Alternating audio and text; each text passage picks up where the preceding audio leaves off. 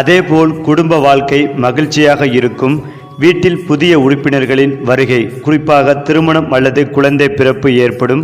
குடும்பத்தினருடைய பரஸ்பர அன்பும் ஆதரவும் இருக்கும். குழந்தைகளின் முன்னேற்றத்திற்கு இந்த ஆண்டு சிறப்பானதாகவே இருக்கும். உங்கள் குழந்தைகள் வெளிநாட்டில் படிக்க விரும்பினால் அது நிறைவேறும். திருமணமாகாதவர்களுக்கு திருமணம் கைகூடி வரும்.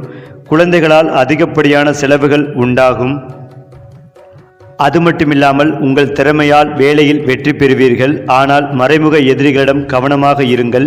யாரையும் நம்பாமல் உங்கள் வேலையில் மட்டும் கவனம் செலுத்துவது நல்லது. உங்கள் தைரியம் அதிகரிக்கும். அதிர்ஷ்டத்தின் ஆதரவும் கிடைப்பதால் வணிகத்தில் சிறந்து விளங்குவீர்கள். மேலும் வேலையில் பதவி உயர்வு கிடைக்கும். வெளிநாட்டு பயணத்திற்கான வாய்ப்புகளும் உருவாகும். இந்த காலகட்டத்தை வெளிநாட்டு முயற்சிகளுக்கு பயன்படுத்தி கொள்ளலாம். நிதிநிலை சீராக இருக்கும். வரவுக்கு ஏற்ற செலவுகளும் இருக்கும். வீண் செலவுகளை தவிர்த்தால் கடன் வாங்காமல் தவிர்க்கும் சூழலை உருவாக்கலாம்.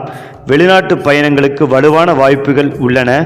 வேலை அல்லது வணிகம் தொடர்பான பயணங்கள் மிகவும் பயனுள்ளதாகவே இருக்கும். குறிப்பாக மேச ராசிக்காரர்களுக்கு அக்டோபர் மாதத்தில் சனி வக்ர நிவர்த்தியாகி மீண்டும் 7 சனியின் தாக்கத்தை ஏற்படுத்த துவங்கலாம். இருந்தாலும் பெரிய நஷ்டங்கள் இருக்காது. பணவரவு திருப்தியாக இருக்கும்.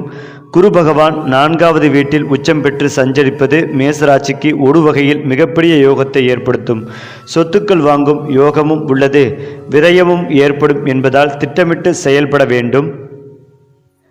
ஏனென்றால் தொழில் வணிகம் பெரிய சிக்கல்கள் ஏற்படாது. வெளிநாட்டு வெளிமாநில வாய்ப்புகளை முயற்சி செய்யலாம். நிதிநிலை வருமானம் சீராக இருக்கும் என்றாலும் திடீர் செலவுகளும் ஏற்படும். ஆரோக்கியத்தில் அக்கறை செலுத்த வேண்டும். பயணங்களை அலைச்சல்களை தரும். குடும்பம் மகிழ்ச்சியாக இருக்கும். விட்டு கொடுத்து செல்ல வேண்டும். அதேபோல் மேசராசிக்காரர்களுக்கு செப்டம்பர் முதல் அக்டோபர் மாதம் இறுதி வரை கிரக நிலைகள் சாதகமாக இருக்கின்றன. நவம்பர் மற்றும் டிசம்பர் மாதங்களில் முக்கிய கிரகங்களின் மாற்றம் சில நெருக்கடிகளை ஏற்படுத்தும். அவசரம் முன்கோபம் தவிர்த்து திட்டமிட்டு செலவு செய்வது மிக மிக நல்லது. அதே நேரத்தில் 7 சனியிலும் மேசத்திற்கு அடிக்கும் ஜாக்பாட். தொட்டதெல்லாம் பொன்னாகும் காலம் அதிர்ஷ்டம் கொட்டப் போகிறது. அதாவது மேசம் ராசிக்காரர்கள் கண்டிப்பாக புதன்கிழமைகளில் தெய்வ வழிபாடு செய்வது மனதில் இருக்கும் கஷ்டங்களை தீர்க்கும். எல்லா காரியங்களிலும் உங்களுக்கு ஜெயம் ஏற்படும். மற்றவர்கள் என்ன சொல்கிறார்கள் என்று யோசித்து கொண்டே இருக்காதீர்கள். பெற்றோர்களே உங்களை புகழ மாட்டார்கள். இதனால் மற்றவர்கள் பாராட்ட வேண்டும் என்று எதிர்பார்ப்பதை தவிர்ப்பது மிக மிக நல்லது. அதிலும் முக்கியமாக கிரக நிலைகள் அற்புதமாக இருப்பதால் அபரிமிதமான நன்மைகள் கிடைக்கும். தொழில் ரீதியான முன்னேற்றமும் கிடைக்கும். வியாபாரம், லாபம், சந்தோஷம், பணவரவு, முதலீடுகள் கிடைப்பதற்கான யோகங்கள் உண்டாகும். எடுத்த காரியங்கள் அனைத்தும் வெற்றியில் முடியும். எதிர்பார்க்காத அனைத்து நல்ல விஷயங்களும் நடக்கப் போகிறது. திட்டமிட்டு செய்யக்கூடிய விஷயங்கள் ஆத்ம ரீதியான ஏற்றத்தை கொடுக்கும். படிப்படியாக முன்னேற்றங்கள் ஏற்படும்.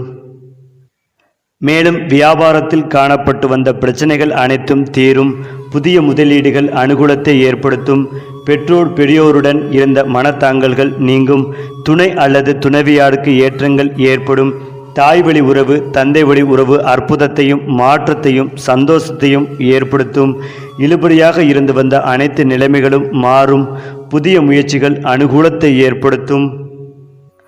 அதேபோல் உடற்பயிற்சி செய்யவில்லை என்றால் மன அழுத்தம் ஏற்படுவதற்கான வாய்ப்புகள் உள்ளது. அடுத்த 7.5 ஆண்டுகளுக்கு உடற்பயிற்சியை சரியாக செய்து வந்தால் வாழ்க்கையே மாறுவதற்கான வாய்ப்புகளும் உள்ளது. தூக்கத்திற்கு முக்கியத்துவம் கொடுப்பது நல்லது.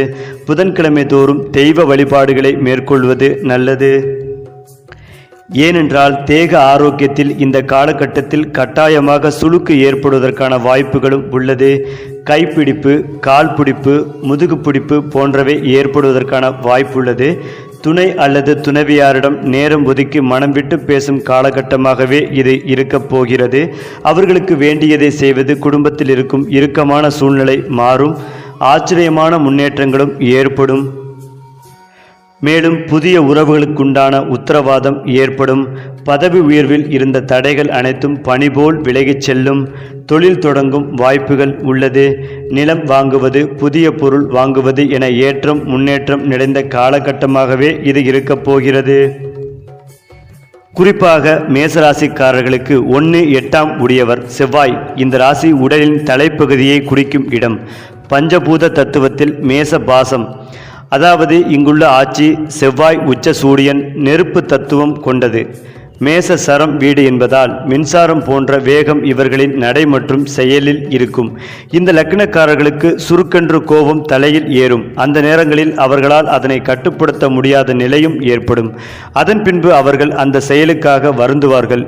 இந்த கோபமும் மன அழுத்தமும் நோய் மற்றும் எதிரிகளை உருவாக்கவும் முக்கிய காரணிகள். இதனால் தலையில் பிரச்சனை, இரத்த அழுத்தம், ஒற்றை தலைவலி, முடி கொட்டுவதால் வழுக்கை ஏற்படும். வீடு மனை பாக்கியம் இவர்களுக்கும் உண்டு. அதேபோல் செவ்வாய் வலு இழந்த நிலையில் இருந்தால் சிலருக்கு நிலம் மற்றும் ரியல் எஸ்டேட்டில் நஷ்டமும் ஏற்படும். மேச லக்னத்திற்கு 2க்கும் 7க்கும் உரியவர் சுக்கிரன்.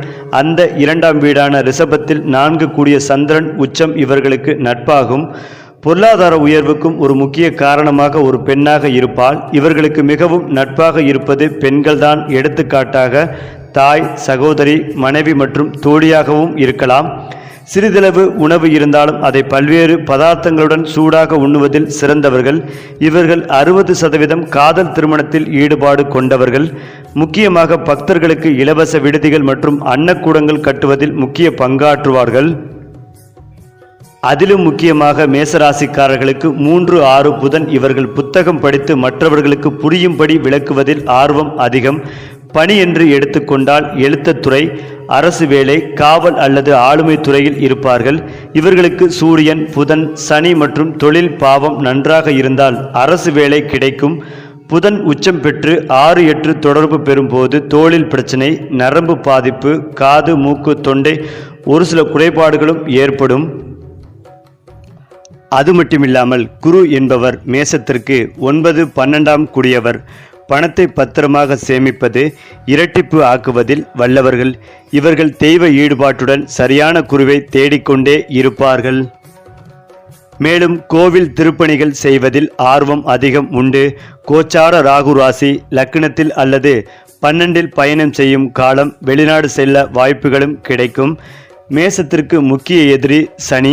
இவர் 10-11க்கும் உடையவர். இவர்களின் தொழில் என்பது முக்கியமாக செவ்வாய் 10இல் உச்சம் மற்றும் ஆட்சி பெற்ற நிலையில் இருந்தால் தொடர் உழைப்புடன் தொழிலில் மேன்மை பெறுவார்கள். இவர்களுக்கு கர்மாவின் தாக்கம் இருந்து கொண்டே இருக்கும்.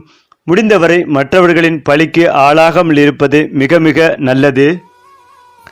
அதேபோல் இவர்களுக்கு விரய சனி, ஜென்ம சனி, பாத சனி வரும் காலங்களில் கோச்சார சனி பகவானால் சிறு சிறு பாதிப்புகள் இருக்கும். இவற்றில் தசா புத்தியும் சேர்ந்தால் அதிக பாதிப்புகள் ஏற்படும். குறிப்பாக மேச ராசிக்காரர்களுக்கான பரிகாரம் சங்கட சதுர்த்தி மற்றும் தேய்பிறை சஷ்டியில் விரதம் இருப்பது மிக மிக நல்லது. இந்த ராசிக்காரர்கள் முருகனுக்கு பால், தயிர், தேன், இளநீர் அபிஷேகம். அடுத்தடுத்து ராசி பலன்கள் பற்றி தெரிந்து கொள்ளவும் பரிகாரங்கள் பற்றி தெரிந்து கொள்ளவும் நம்முடைய சேனலை லைக் பண்ணுங்க, ஷேர் பண்ணுங்க, சப்ஸ்கிரைப் பண்ணிக்கங்க.